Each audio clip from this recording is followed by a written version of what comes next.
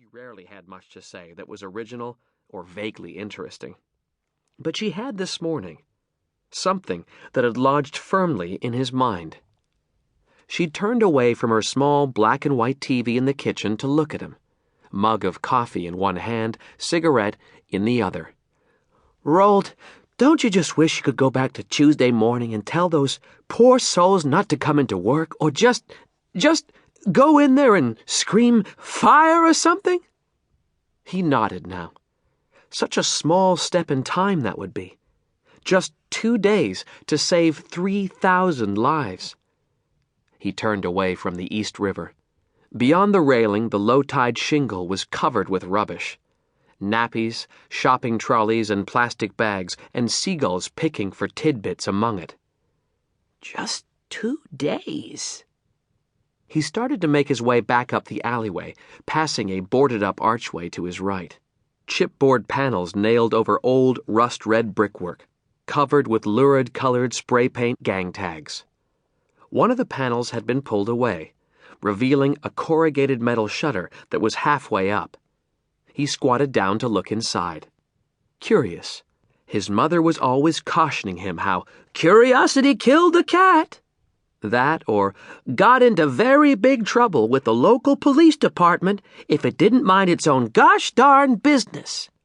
The muted light of day pushed the darkness within, far enough back that he could see the place had been used by drug addicts or vagrants. Broken glass, discarded needles, a dirty mattress. A forgotten part of Brooklyn.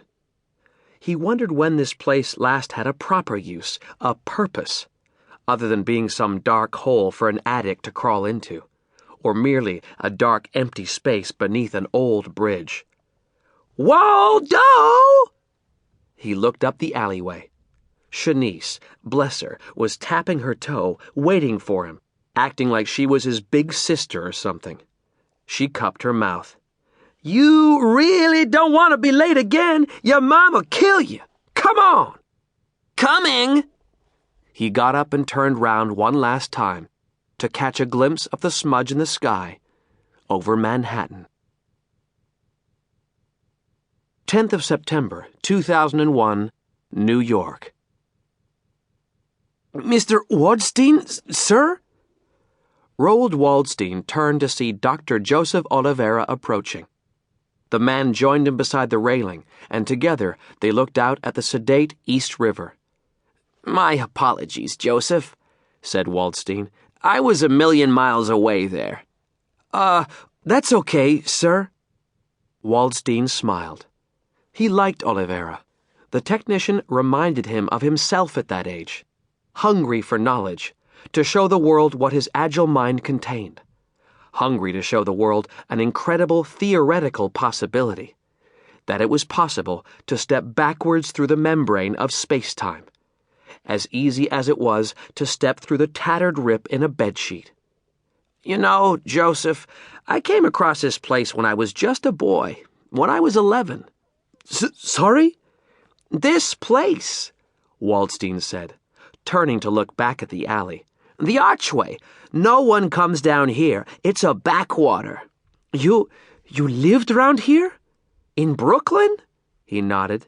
"Moved to Chicago after my mother died. I lived with my aunt after."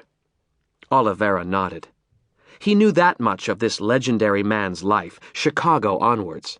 Waldstein's early life, the first years alone with his mother, Waldstein had always preferred to keep utterly private.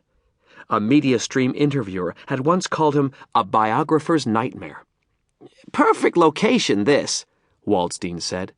"I never ever forgot about it. This time and this place. You know, Joseph, tomorrow every New Yorker will have their eyes up on the sky. We could walk in and out of this alleyway dressed as clowns all day long, and no one would remember that." "Yes, sir. Perfect location," Waldstein muttered. He smiled wistfully. They listened to the distant hiss of morning traffic, the cry of a dozen gulls strutting among the shingle and rubbish below, fighting for scraps. "Mr. Waldstein, can I ask you a question?" The old man smiled, pushed a shock of his wild, wiry gray hair away from his eyes. "Well, you can ask, Joseph. I can't promise you an answer."